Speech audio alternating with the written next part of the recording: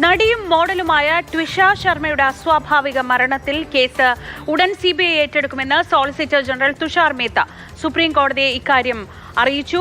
B Balagopal വിവരങ്ങളുമായി. ബാലു, ഏറെ ദിവസങ്ങൾക്ക് ശേഷം ട്വിഷയുടെ സംസ്കാര ചടങ്ങുകൾ ഇപ്പോഴാണ് നടന്നത്. അതിനു പിന്നാലെയാണ് ഇപ്പോൾ ഈ കേസ് ഉടൻ തന്നെ ഏറ്റെടുക്കും, CBI ഏറ്റെടുക്കുമെന്ന് പറയുന്നത്. ഇതോടൊപ്പം ചില നിർദ്ദേശങ്ങൾ കൂടി കോടതി പുറപ്പെടുവിച്ചിട്ടുണ്ടല്ലോ.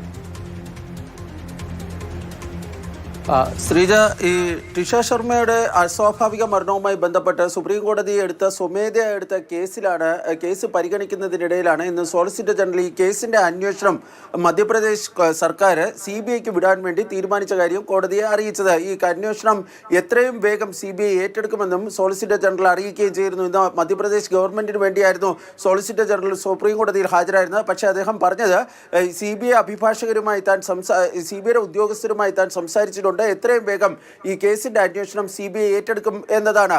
ഈ കേസുമായി ബന്ധപ്പെട്ട ചില നിർദ്ദേശങ്ങൾ ഇന്ന് കോടതി നൽകിയിട്ടുണ്ട്. അത് ഈ കേസിന്റെ അന്വേഷണവുമായി, അതായത് CBI നടത്തുന്ന അന്വേഷണത്തിൽ എല്ലാവരും വിശ്വാസം അർപ്പിക്കണമെന്നാണ് സുപ്രീം കോടതി ചീഫ് ജസ്റ്റിസ് ആവശ്യപ്പെട്ടിരിക്കുന്ന. അന്വേഷണവുമായി പൂർണ്ണമായും സഹകരിക്കണമെന്ന് ഈ ട്വിഷ ശർമ്മയുടെ കുടുംബത്തോടും അതുപോലെ തന്നെ അവരുടെ മുൻ ഭർത്താവിന്റെ കുടുംബാംഗങ്ങളോടും, അതായത് ഈ കേസിൽ ആരോപണ വിധേയരോടും സുപ്രീം കോടതി നിർദ്ദേശിക്കുകയും ചെയ്തിട്ടുണ്ട്.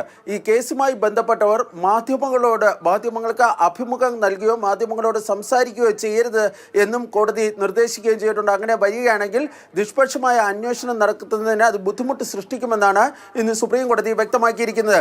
ഈ കേസ് പരിഗണിക്കുന്നതിനിടെ ഇന്ന് സോളിസിറ്റർ ജനറൽ സുപ്രീം കോടതിയിൽ ഒരു സുപ്രധാനമായ പരാമർശം നടത്തിയുണ്ട്. അദ്ദേഹം പറഞ്ഞത്, ഈ രാജ്യത്ത് ഇങ്ങനെ ഈ പല പെൺകുട്ടികളും ഈ ഭർത്താവിൻ്റെ വീടുകളിൽ ഇത്തരം ഈ അവരുടെ ബുദ്ധിമുട്ടുകളെയൊക്കെ സംബന്ധിച്ച് പറയുന്ന പരാതികൾ പറയുമ്പോൾ പലപ്പോഴും മാതാപിതാക്കൾ അത് കേൾക്കാറില്ല. പക്ഷേ മാതാപിതാക്കളോട് തനിക്ക് പറയാനുള്ളത്, അതായത് സോളിസിറ്റർ ജനറലിനോട് പറയാനുള്ളത്, ഈ മരിച്ച മകളെക്കാളും നല്ലത് ഈ വിവാഹമോചിതരായ മകളാണ് എന്ന യാഥാർത്ഥ്യം ഈ മാതാപിതാക്കൾ ഉൾക്കൊള്ളണം. അതായത് ഇത്തരം സാഹചര്യങ്ങളിൽ അവരുടെ മക്കൾ ജീവിക്കേണ്ട ഒരു സാഹചര്യം പരമാവധി ഒഴിവാക്കണമെന്നാണ് ഇന്ന് സോളിസിറ്റർ ജനറൽ കോടതിയിൽ പറയുകയും ചെയ്തിട്ടുള്ളത്. ഏതായാലും കോടതിയും സോളിസിറ്റർ ജനറലിൻ്റെ ആ വാദത്തോട് യോജിച്ചു. തുടർന്ന് കോടതി അത് അക്ഷരാർത്ഥത്തിൽ ശരിയാണെന്ന് പറയുകയും ഈ കേസിൽ ഇത്തരം നിർദ്ദേശങ്ങൾ നൽകുകയും ചെയ്തിട്ടുണ്ട്. ശ്രീജ.